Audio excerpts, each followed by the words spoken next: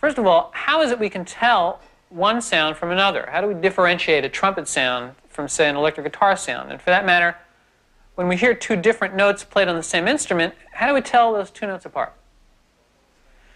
Well, different sounds are created by different kinds of vibrations. And in order to discuss those differences, we need to examine the three main elements of sound. And they are pitch, timbre, and volume. Having fun so far?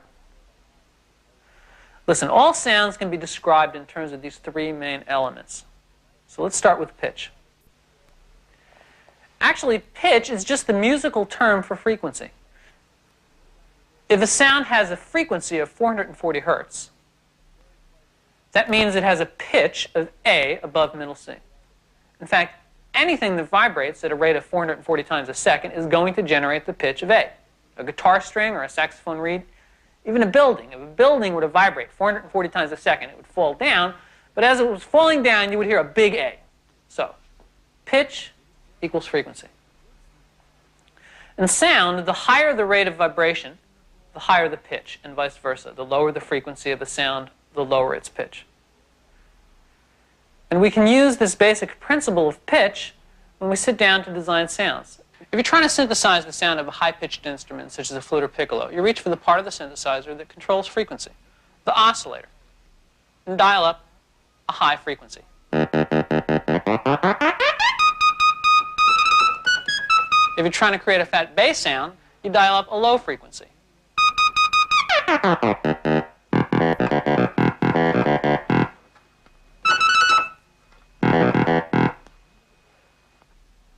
In its simplest terms, controlling pitch allows you to establish a range for your sound, be it high, medium, or low.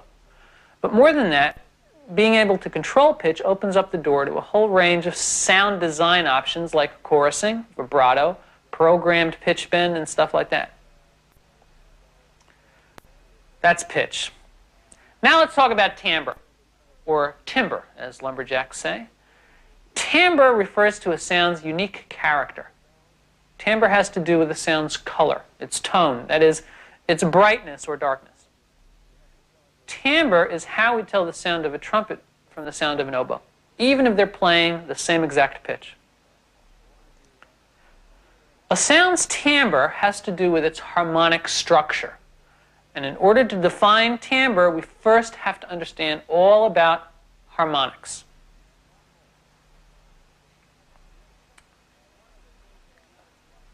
Okay, you with me so far? Remember, before you start to make sounds by twiddling with knobs and sliders, you need to understand what sound is made up of. So, harmonics. Here's a useful analogy. When a painter paints a picture of the sky, odds are good that the first thing he'll do is grab a tube of blue paint. But that's not all. Depending on the particular kind of sky he wants to paint, cloudy or clear, he may grab a tube of white or gray or yellow or even red. And what he'll do is mix and combine those colors and hues in appropriate amounts to achieve the particular shade of blue sky he has in mind. True, the sky is still blue, and blue is the main paint color used in the sky. But, in fact, it's a composite blue, made up of various shades and hues, all contributing to the unique quality and character of this particular blue sky. A composite color. Sound is color. In fact, I'm not just being poetic when I say that. They are, after all, just different ends of the energy spectrum, sound and light. Just as our blue sky is made up of various colors, most sounds are made up of various frequencies. In other words, they are composite sounds. When you hear the note C played on a trumpet, you're not just hearing that C. You're hearing an octave above that C, a G a fifth above the octave, another octave C, the E a third above that. In fact, you're hearing an entire series of related frequencies, all of which combine in varying amounts to the unique quality of the main frequency of C.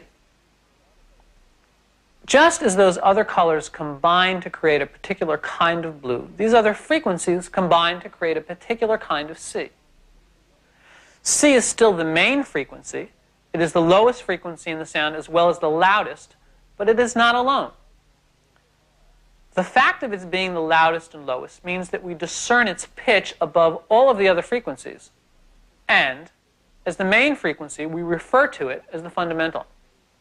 All the other frequencies that make up the composite sound are called harmonics, or overtones, or partials. Those three terms, harmonics, overtones, and partials, all refer to the same thing. Those upper frequencies above the fundamental, which when combined give a sound its unique tone, its timbre. We call this arrangement a sound's harmonic spectrum. And what's important to realize is that the arrangement of these harmonics in pitched instruments is not random. In fact, they fall into a very fixed and predictable pattern, which we call the natural harmonic series. When I refer to pitched instruments, I mean any instrument like a piano, guitar, brass, woodwind, that produces a discernible pitch, a musical note, as opposed to non-pitched percussive instruments like drums, bells, cymbals, woodblocks, and the like.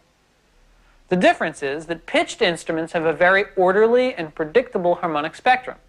As I just said, the natural harmonic series, whereas non-pitched instruments like drums and bells don't. You see, if you examine the harmonic relationship in a pitched instrument, you'll discover a very strict mathematical ratio between the fundamental and its harmonics.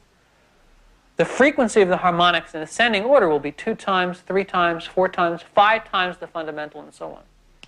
These are all whole number multiples of the fundamental. On the other hand, on non-pitched instruments, the composite frequencies have very irregular and unpredictable relationships. In fact, it's often difficult on non-pitched instruments to determine the fundamental pitch at all. Take a bell, for example. Instead of a bell's harmonics being 2, 3, or 4 times the fundamental, they might be 2.7 times or 1/3 times the fundamental, an irregular harmonic relationship which results in a characteristic non-pitched dissonant sound. So why am I telling you all this? Well, because once you understand the ingredients of timbre and how to manipulate harmonics, you can then create your own timbres.